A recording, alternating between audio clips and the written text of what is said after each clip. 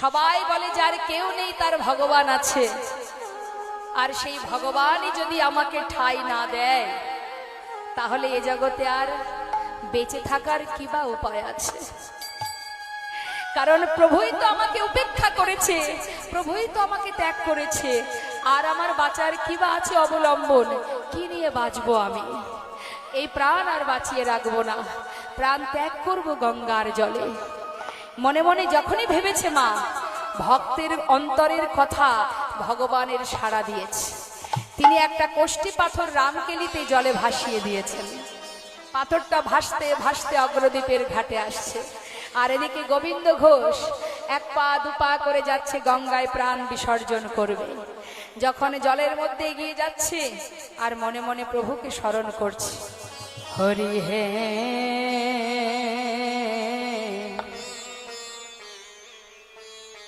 বলো আমার সেদিনে কবে হবে তোমার আশার আশে দয়াল আছি বসে, তোমার আশার আশে দয়াল আছি বসে। বলো বলো কবে চরণ দেবে দয়াময়?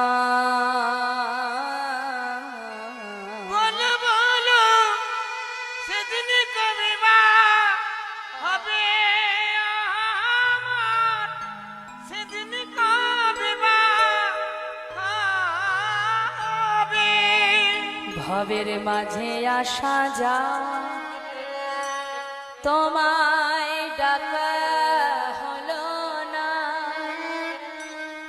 যা বলবো বলে এসেছিলাম ভাবে আমাদের বলা হলো না।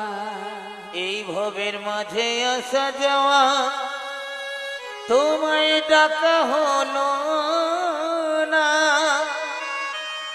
যা বলবো বলে এসেছিলাম আমাদের বলা হলো না।